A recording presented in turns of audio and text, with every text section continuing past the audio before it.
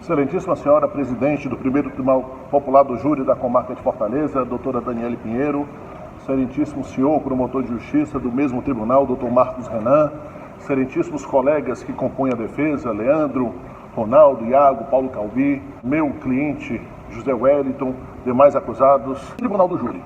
Vossas Excelências mais uma vez terão a responsabilidade de emprestar inteligência e, sobretudo, justiça a mais um julgamento popular. Se Vossas Excelências tiverem como certo tudo o que foi dito pelo promotor de justiça, realmente não há outra saída que não seja a condenação. Só que a defesa vai trazer para Vossas Excelências um outro lado do processo, que foi inteligentemente sonegado pelo promotor de justiça. A acusação acusou o golpe. Acusou o golpe porque é pura verdade.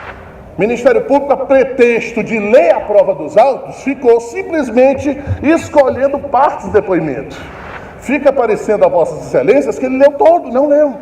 E o papel da defesa é o quê? É trazer essas partes que não foram lidas pelo promotor de justiça. É questionar a validade da prova, a verossimilhança da prova. Uma testemunha nenhuma pode chegar num processo ou perante a polícia e falar um monte de coisa e não dizer da onde surgiu aquelas informações que ela está passando. Eles derramam uma série de informações e quando vai perguntar, onde é que você sabe disso? Sequer explica. E aí a gente fica, poxa, será que é possível dar credibilidade a uma testemunha dessa que apresenta uma série de informações, mas não diz de onde tirou? Na verdade, eu não sei de onde é que o delegado tira essa conclusão. Nesse momento, a Maria Eugenice, o máximo que dizia é que não sabia de nada. O indiciamento é muito mais um exercício de imaginação do delegado do que qualquer outra coisa. Mas mesmo assim, apesar do seu exercício abrangente, estupendo de imaginação, ele não mencionou José Wellington. Ou seja, mesmo podendo perseguir quem ele quisesse, ele não persegue o Cibite. Cibite, quando presta depoimento, e não vou ler para Vossa Excelência, porque ele afirmou aqui: eu só vim conhecer Talvani e só vim conhecer Edísio no presídio. Como eu disse, Prado, testemunha Prado, que é um soldado, ele, no seu longo depoimento, acusa um monte de gente de um monte de coisa. E você pega o depoimento dele, que ele atira para tudo que é lado, você espreme, sabe o que é que o Ministério Público e a polícia aproveitou? Somente as acusações contra Talvani. Para a polícia e para o Ministério Público, apesar dessas informações, sequer são investigadas. No momento que é para acusar Edísio e Cibite, Vossa Excelência não acusa. Aí vai dizer que não é contra o Talvani. Há uma fixação interessantíssima, aliás, importantíssima, fundamental. Você entender de onde a testemunha tirou aquela informação. Porque você vai perceber que uma tirou de algo que não existia. Esse depoimento da Eugenice, que a Carol disse à testemunha que Chiquinho foi morto pelo Edísio e Cibite. Maria Eugenice disse que soube pela Carol. Então, como foi que a senhora ficou sabendo? Pela Carol. Quem é Carol? Carol é uma pessoa lá de Itapipoca que tinha um vínculo amoroso com o Talvani e que também era supostamente minha amiga e que quando meu marido foi assassinado, a gente colheu informações. Mais à frente, defesa do Talvani faz a pergunta: a senhora fala aí que em fontes seguras, mas agora a senhora disse que tudo que a senhora tomou conhecimento, nesse caso, foi através da Carol. Essa é sua fonte segura?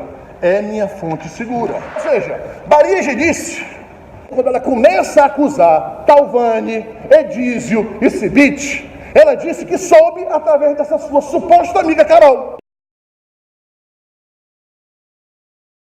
Mas vejamos o que é que a própria Carol diz. Que, de acordo com as revelações de Eugenice, as pessoas que executaram o Chiquinho seriam Cibite e Edísio. Carol, ela passa a dizer que soube pela Eugenice. Eugenice soube pela Carol. Carol soube pela Genice soube pela Carol. E você está nesse redemoinho criando informações que a acusação as toma como absolutamente verdadeiras, que não tem uma fonte segura.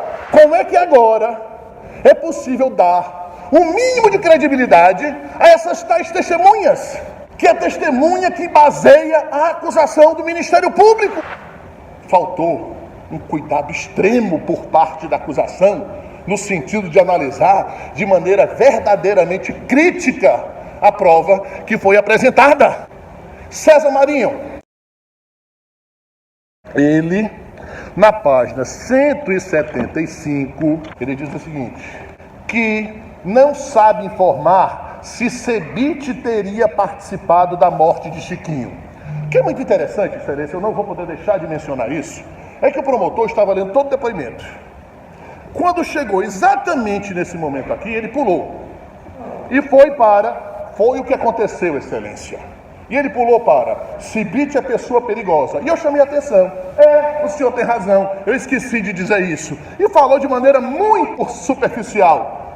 Porque isso aqui é de importância tremenda. César Marinho, ele diz que não sabe informar se Cebite teria participado da morte de Chiquinho. Quando a testemunha vai prestar depoimento, ela não sai dizendo aleatoriamente as coisas, senhores jurados. Ela é perguntada. É como se acontecesse o seguinte: o senhor sabe da participação do Cebite nesse caso? Aí ele disse que não sabe se Cebite teria participado da morte de Chiquinho. Na página 529, e a participação do Edísio e Cebite era que um era o guiador e o outro o executor. Inventa! As provas são criadas. Porque é muito importante que o Cebite tenha envolvimento. É muito importante para ele, que supostamente pode estar envolvido em uma tal organização criminosa, que fique o Cebite, que fique o Edísio, que fique todos os seus inimigos e que ele fique livre.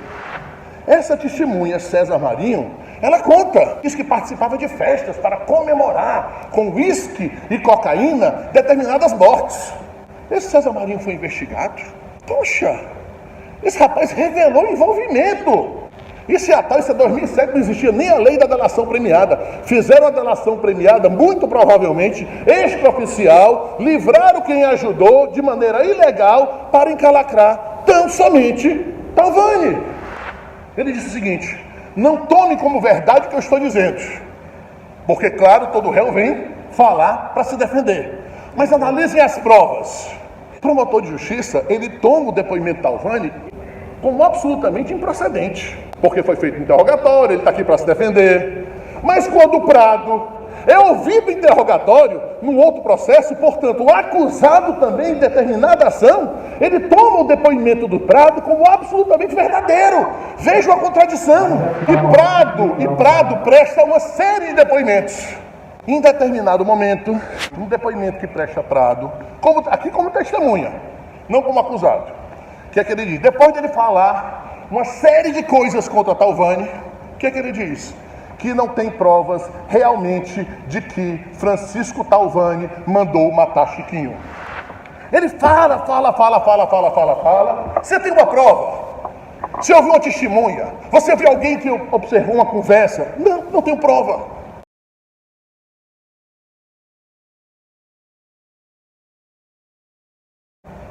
Eu não tenho absolutamente nada. Há uma fixação. E o pior de tudo é que essa fixação no Talvani acaba prejudicando toda e qualquer pessoa que eventualmente possa estar ao seu lado. Coitado do Edísio.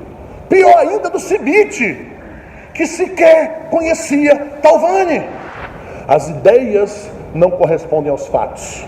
As ideias da acusação, elas não encontram arrimo na prova produzida no processo.